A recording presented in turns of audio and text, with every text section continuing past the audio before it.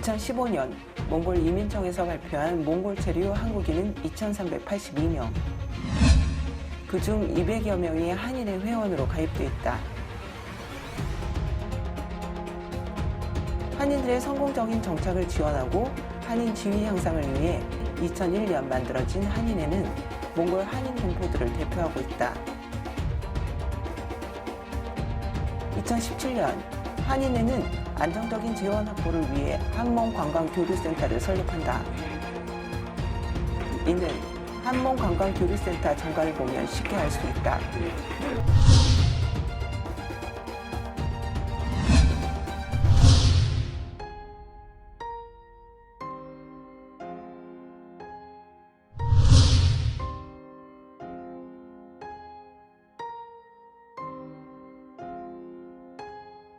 한몽관광교류센터는 토요 한글학교와 같은 특별기구 중 하나로 재정 부분을 담당한다. 즉, 한인들의 공공자산인 것이다. 최근 이곳이 한인사회에서 뜨거운 감자로 떠오르고 있다. 그리고 그 중심에는 한몽관광교류센터 이사회가 있다.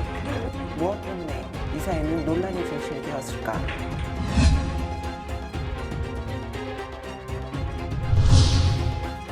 이사회는 회사 업무 집행에 관한 의사결정과 대표이사의 업무 집행을 감독하는 권한을 갖고 있다.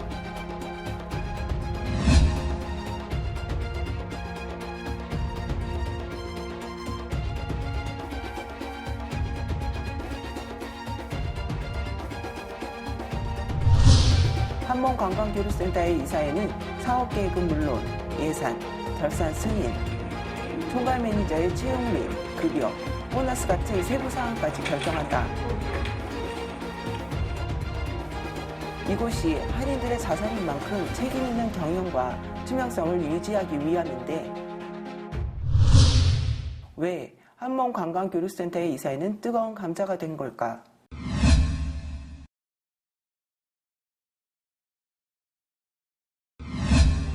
한몽관광교류센터의 정관을 보면 현 한인회장을 포함 전 한인회장, 전전 한인회장 3인으로 구성된 3인 정원 이사회다.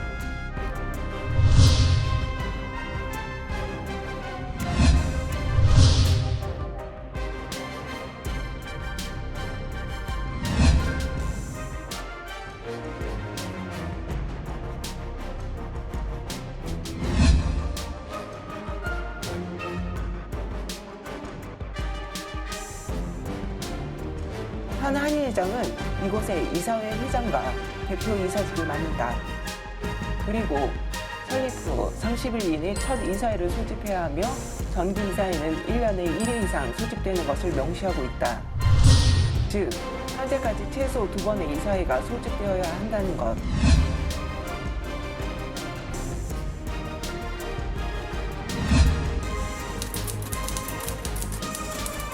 이사 중 한 명인 이현상 전 한인회장에게 물었다. 저는 그 이사라는 얘기를 최근에 와서야 저도 듣게 됐습니다. 사실은 처음에 거슬러 올라가면 1년 전에 한 6월경인가 기억되는데 그때 한인회 그 이성욱 사무국장이 연락이 와서 회장님 우리 뭐 이렇게 해서 이런 회사를 설립하려고 하는데 여기에 그 국중열 회장과 또 전임 회장 두 분이 전전직 회장이 여기 30% 이렇게 해서 지분을 가지고 그 이사로 등재하기로 했습니다. 그러니 그 패스포드 사본을 좀 보내주십시오. 이렇게 해서 그때 제가 보내준 적이 있습니다. 패스포드를 보내주고 나서 며칠 뒤에는 다시 연락이 왔어요. 그래서 그 이성국 국장 얘기로 이것은 그냥 이번에 그냥 그 국중열 회장 그 개인 100%로 지분으로 해서 하기로 했습니다.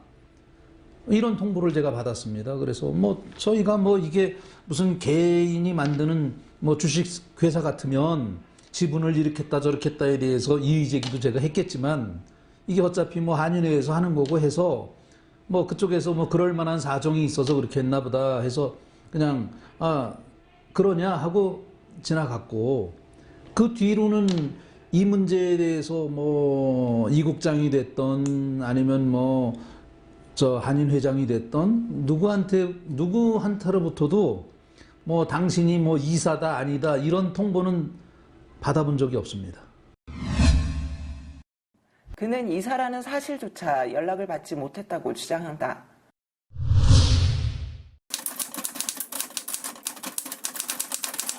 그렇다면 또 다른 이사인 박호성 전 한인회장은 어떨까?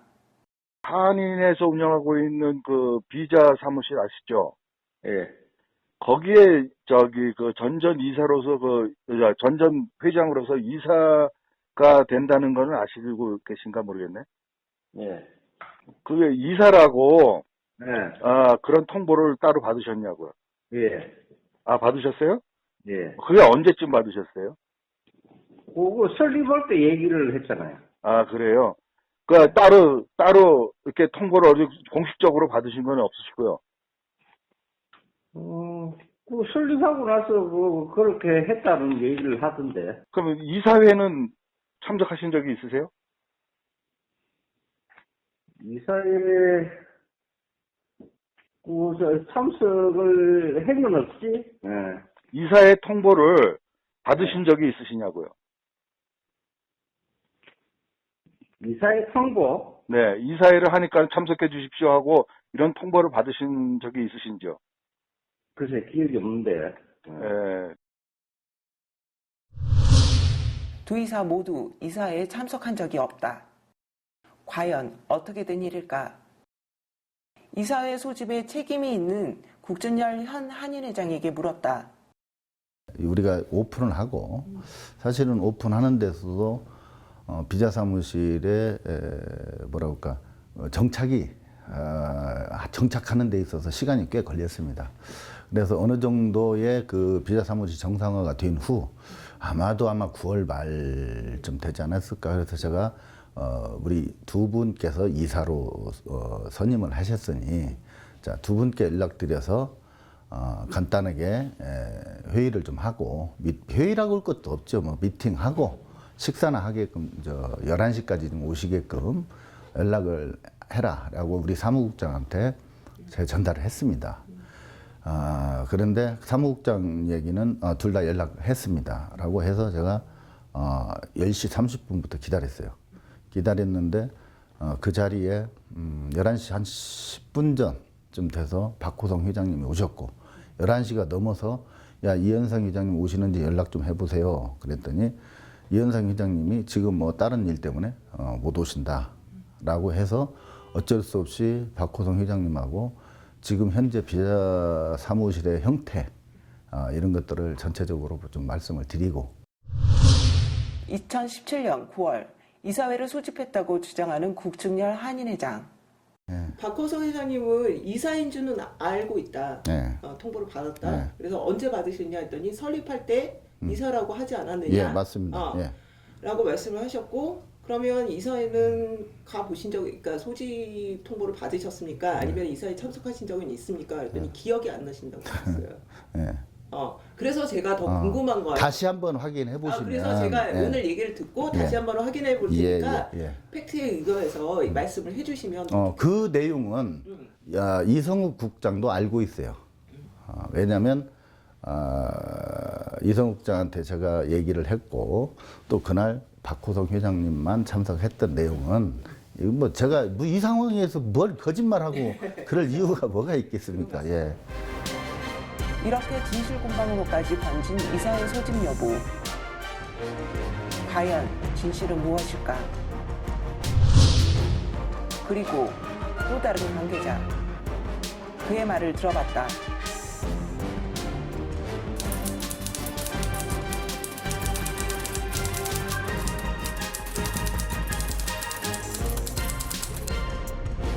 도 이사에게 연락을 취한 적이 없다는 그의 주장.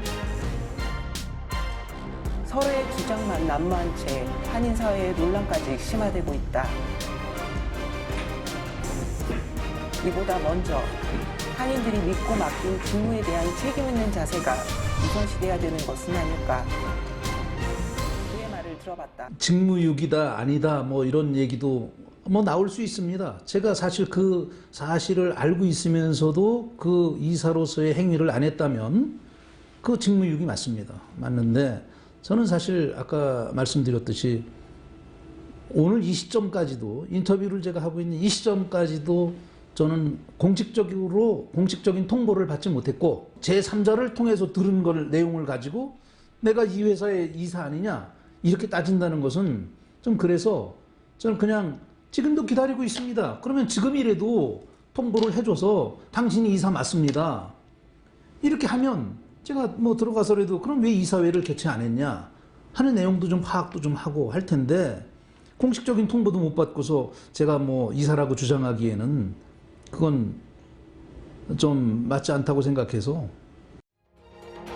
현 이사회는 12월 31일로 해산된다. 지금은 논란보다 하루라도 빨리 이사회가 소집돼 경영의 투명성과 체계화를 갖추는 것이 무엇보다 중요한 시기라는 걸 잊지 말아야 한다. 저는 원래 그랬습니다. 어떤 상황을 두고 내 유불리를 따져서 지금까지 해본 적이 없어요. 내가 이 소리 안 나오게 했으면 벌써 그때 한 달 전에 했으면 좀 더 나았겠죠. 예. 근데 지금까지 안 했던 거 또 선거를 앞둬서 부랴부랴 이사회 개최한다. 이게 저는 그런 것이 제 스스로가 원래 그렇습니다. 그런 거 어떤 내 뭐의 유불리에 의해서 뭐 순간적으로 뭘 하고 이거보다는 그냥 선거 마치고 편안하게 대화하고 전체적인 어차피 이제 선거가 끝나고 나면 거의 11월 달이 끝나지 않습니까? 그러면 2018년도 전체적인 내용 사업 경과 보고도 할 겸 해서 11월 달 하려고 원래 12월 초에 하려고 생각하고 이거는 있었습니다. 그냥 제 예. 개인적인 인터뷰를 떠나서 개인적인 생각인데 2012월 30일이면 네. 현 이사회가 해산되는 기간이잖아요. 예, 해산돼요. 예. 해산되는데 그 해산되는 이사회를 가지고 그 내년 사업을 얘기한다는 거. 아, 내년 사업 얘기 아니라는요. 금년 사업 금년 결과 사업의 보고를 한다는 결과 것이죠. 보고를 예.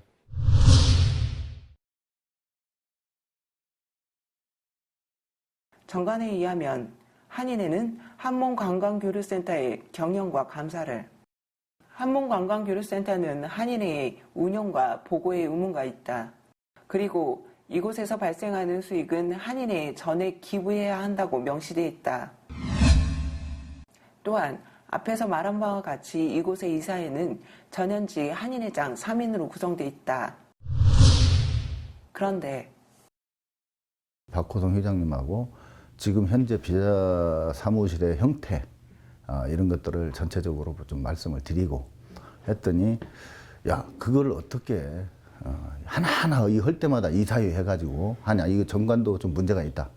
그러니 나 어차피 국회의장이 한인의장으로서 책임져야 될 부분이니까 나는 국회의장한테 모든 사항을 이임할 텐데 할 건데 국회의장이 좀 책임지고 비자 사무실을 잘 운영 좀 해줘라 라는 이야기를 듣고 한 명의 이사가 모든 권한을 위임했다고 주장하는 현직 한인회장.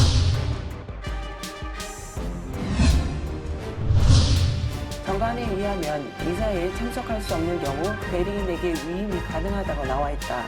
또한 그 대리인은 의결권을 갖는다. 그러나 여기에는 문제가 있다. 이사회에서 모든 이사는 의결권을 각각 하나씩 가질 수 있는데 만약 한 명이 다른 이사에게 위임을 했을 경우 한 명의 이사가 두 개의 의결권을 행사하게 된다. 즉 이사회는 존재하나 이사회의 역할을 다할 수 없는 경우가 발생한다는 것. 위임을 하셨다고 하는데 위임장을 받은 것도 없어요. 그것도 받은 거 없으세요? 예. 위임장이 없다. 이사회가 소집되면 이사회 회록이 남기게 돼 있습니다. 네. 혹시 회록이 남겨진 게 있나요? 회의록은 없어요. 제가 분명히 근데 회의록을 사실은 작성을 했어야 되는데 그거 못한 것은 제가 제 불찰이고 제가 잘못했던 것 같아요. 그 부분은. 근데 그때 당시에 어떤 이사회에서 엄청난 큰 어떤 이슈를 갖고 하지 않았기 때문에 편안하게 했던 게 제가 그렇게 그걸 놓친 것 같습니다. 예. 또한 이사회 회의록도 없다.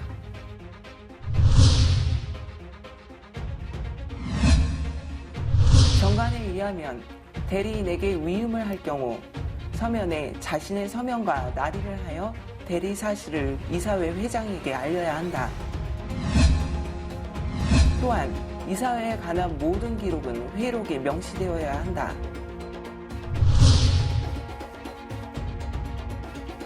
정관에 명시되어 있는 서류마저 없다면 경영의 투명성은 더더욱 보장되기 힘든 상황.